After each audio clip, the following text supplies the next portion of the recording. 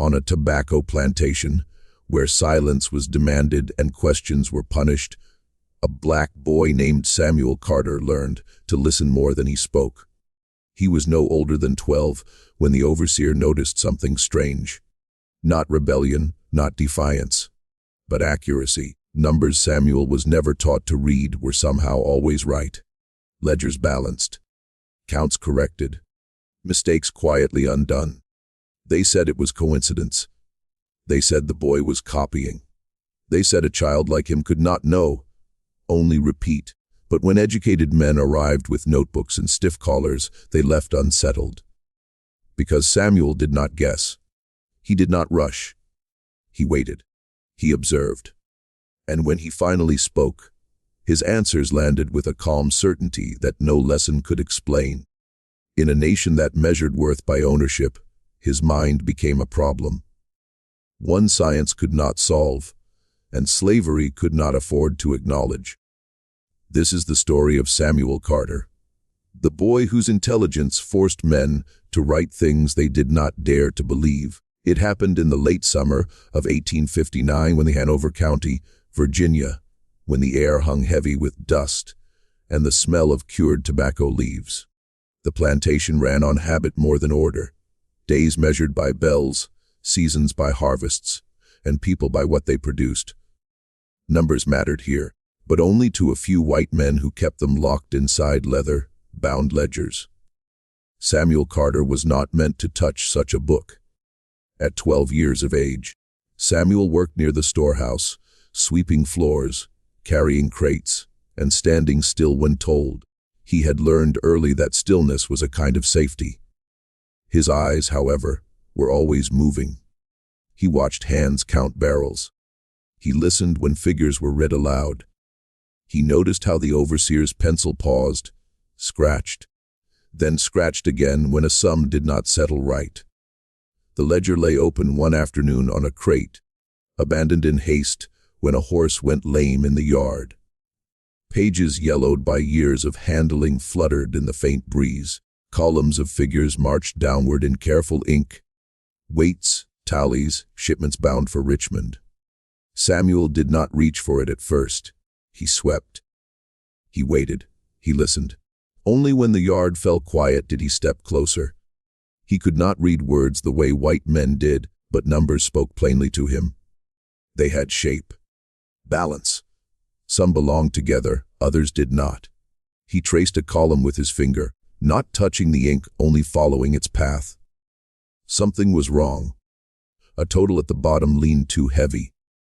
One figure above had been added twice. Samuel knew this the way one knows when a chair is uneven before sitting down.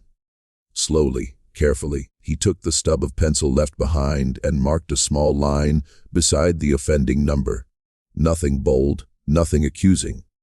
Just a quiet sign. He returned the pencil. He went back to sweeping. When the overseer returned that evening, temper already sour, he noticed the mark. His first thought was theft. His second was mockery. He recalculated the column with irritation, then again with growing unease. The sum was wrong. He recalculated the entire page. The correction held. So did another mark farther down. Then another. Each one precise. Each one accurate. "Who touched this?" he demanded. No one spoke. Samuel did not lift his head. He had learned that silence was often mistaken for ignorance. But the overseer's gaze moved, slowly, deliberately, until it settled on the boy by the door. "You," he said. "Did you mark this?" Samuel hesitated, not out of fear but care.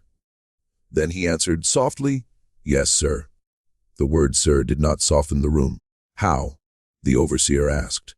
Samuel did not say, "I don't know." He did not say, "I was taught." He said only, "It didn't add proper." That sentence, plain, respectful, certain, changed the air. From that moment on, the ledger was no longer just a book of numbers.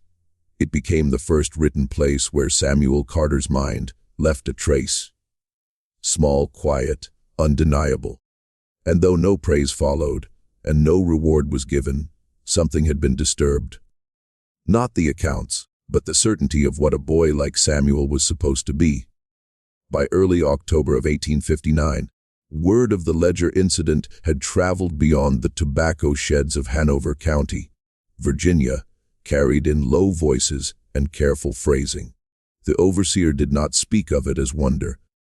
He spoke of it as a difficulty. Accounts had to be explained, and unusual things, especially when found in enslaved children, invited questions that planters preferred to avoid. It was for this reason that Dr.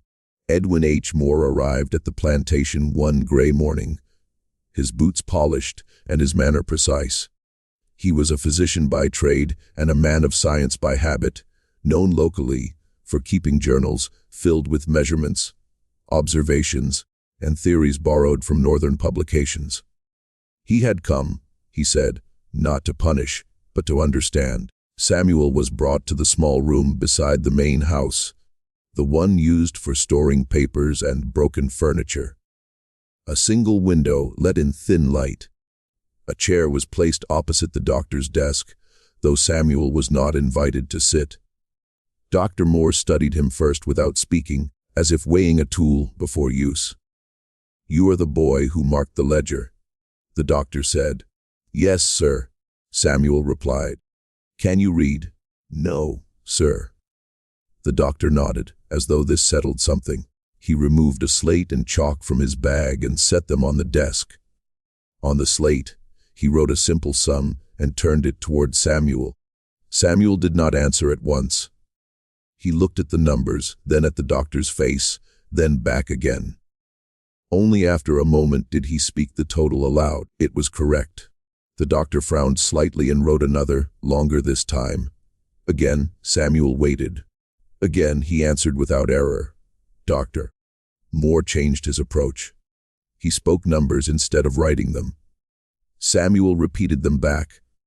Not immediately, but in the same careful order, each one placed as though in a row he could see but not touch. Then the doctor asked him to recall them backward. Samuel did so quietly, without triumph. "This is memory," the doctor murmured, making a note. "Imitation, perhaps."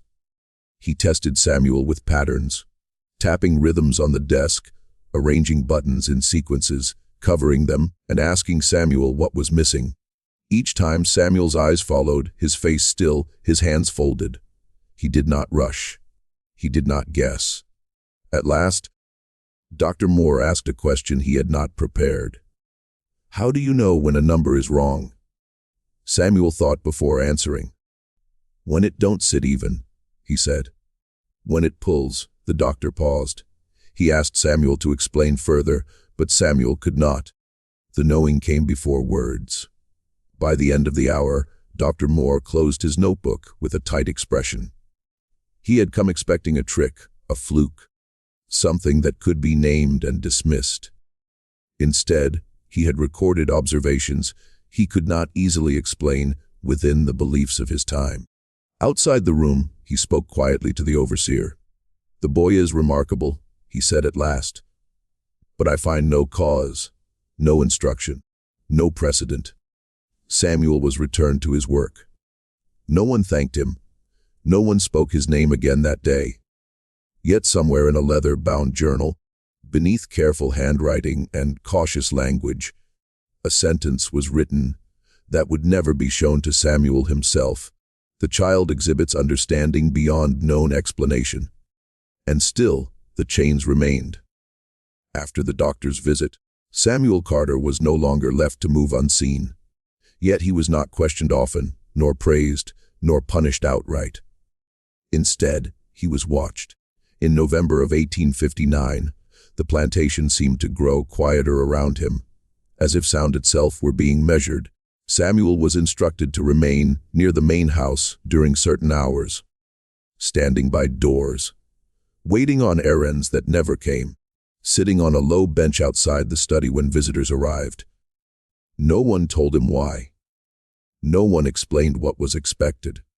He was simply told to wait. Waiting was something Samuel understood. He had learned it in the fields, counting the slow arc of the sun. He had learned it in hunger, in cold, in silence. Waiting was not emptiness to him, it was attention. While others filled the hours with talk or restlessness, Samuel listened. He noticed how men spoke differently when they believed him incapable of understanding. He noticed which words were repeated, which were avoided. Inside the study, conversations drifted through half-open doors. Can't be taught, surely. Memory is one thing, but judgment. He don't speak unless asked. Samuel said nothing. Sometimes visitors, men with stiff cuts and careful hands, would ask him to perform small tasks without explaining them. Count these coins, arrange these slips of paper, recall which cup had been moved. Samuel never hurried. He learned quickly that haste unsettled them. Silence did too, but in a different way. When he paused before answering, they leaned forward. When he answered calmly, they leaned back. One afternoon, he was asked a question and chose not to answer at all. Not out of defiance, but because the question was poorly formed. The man repeated it louder. Samuel still waited. At last another man corrected the question, and only then did Samuel respond correctly. The room went still. They began to understand something they did not like. The boy was not simply responding. He was deciding when response was required. Samuel never challenged authority openly. He used no sharp tone, no bold language. His power, if it could be called that, lay in restraint. He watched faces, noted impatience, sensed when curiosity turned to discomfort. When that moment came, he grew quieter still. The men tried to provoke mistakes by interrupting him, by changing instructions mid-task, by asking questions quickly. Then slowly, Samuel adapted without comment. He did not appear clever in the way they expected. There was no display, no eagerness to impress. His intelligence did not perform, it endured. One evening, the overseer muttered to another, not knowing Samuel could hear. "He waits like he knows something we don't." That was the truth they could not name. Samuel understood that speaking too much invited trouble. Understanding too well invited worse. So he waited, patiently, deliberately, allowing others to reveal themselves first. In a world that demanded noise to prove worth, his silence became unsettling. By the end of that winter, those who observed him began to feel a quiet unease. Not because Samuel had done anything wrong, but because he had done nothing unnecessary at all. And that restraint, more than any correct answer, made them uncertain what kind of mind they were facing. By December of 1859, the attention surrounding Samuel Carter had begun to trouble the men who believed themselves qualified to explain him. Curiosity, once stirred, demanded order, and order, in their world, came from labels. A mind like Samuel's, if left unnamed, threatened the careful structure upon which everything else rested. So they tried to name it. They gathered in the study on several occasions. Planter, overseer, doctor, and once a visiting schoolmaster from Richmond. Samuel was not present for these discussions, though he was the subject of every word. His absence was intentional. It was easier to speak freely about a thing when it was not in the room. The first explanation offered was imitation. He hears figures repeated. One man said, "He remembers sounds, nothing more." Yet this did not hold. Samuel corrected mistakes before hearing totals spoken aloud. He identified errors in arrangements he had never seen before. Imitation required a model. Samuel often worked without one. The second explanation was training, though none could name the teacher. Perhaps another slave showed him, suggested the overseer. But inquiries led nowhere. No one else shared Samuel's ability. No secret lessons had taken place. He had been moved between tasks since early childhood, rarely staying long enough in one place to be instructed, even if instruction had been allowed. The doctor proposed heredity, a word he used carefully. "Exceptional traits may pass," he said, "even among lesser stock." The room grew quiet at that phrase. It satisfied no one. Heredity suggested continuity, and continuity implied potential beyond a single case. That was dangerous ground. Another man laughed it away. Luck. Then, a trick of the mind. Like a mule born with one white hoof. They all understood what that meant: anomaly, not pattern. Still, the explanations failed under repetition. Each time Samuel was tested anew, the results remained steady. He did not improve rapidly, nor did he decline. His understanding appeared complete already, as if it had been waiting for notice, rather than developing under scrutiny. What troubled them most was what Samuel did not do. He did not boast. He did not ask questions.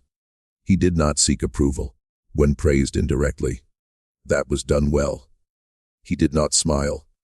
When ignored, he did not falter. There was no visible hunger for recognition, no sign that attention shaped his effort. This made his intelligence difficult to manage. Reward and punishment were tools meant to guide behavior. Samuel's behavior remained unchanged. The schoolmaster, frustrated, asked aloud, "What use is a mind that won't be shaped?" No one answered. In his journal, Dr. Moore attempted precision. He measured Samuel's responses, noted reaction times, recorded phrasing. Yet each entry ended the same way: observation without conclusion. Science, as he practiced it, required hierarchy. Samuel disrupted that order simply by existing as he was. At last, they settled on silence. Samuel was no longer tested openly. The men spoke of him less. Not because he had failed, but because he had not.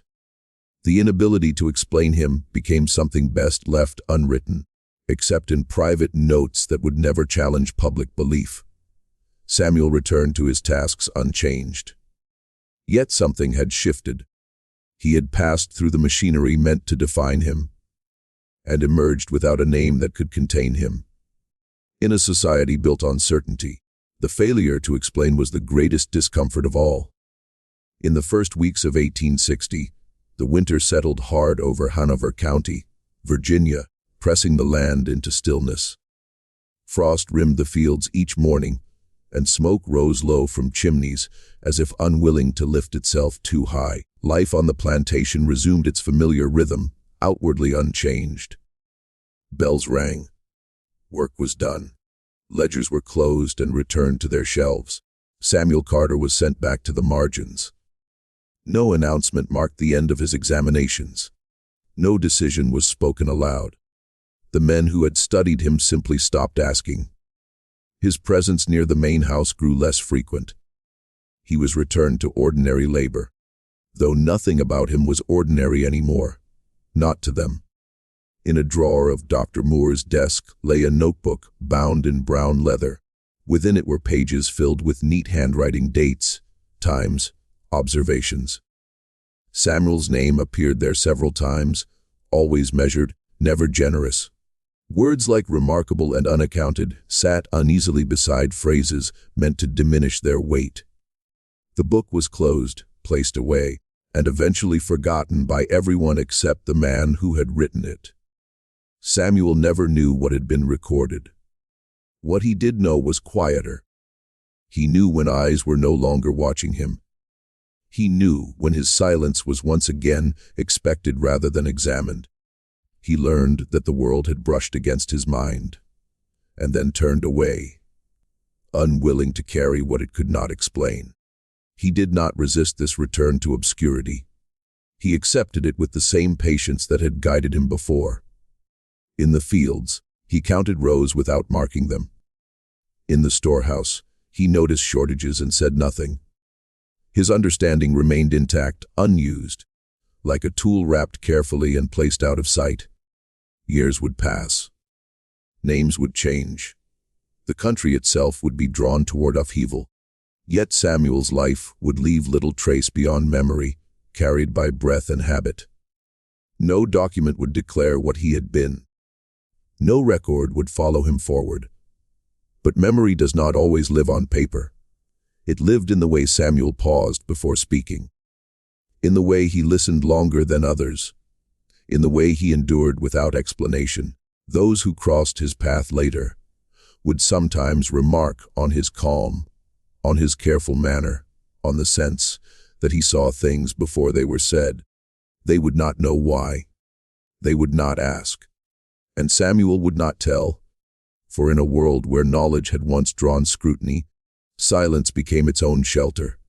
His mind, never freed, was never broken either. It remained with him, intact and unclaimed, carried quietly through days that left no written record behind. What survived was not recognition nor reward, but the knowing itself held patiently, waiting long after the questions had ceased. This story is a work of fiction inspired by historical contexts, and is not presented as a verified historical account.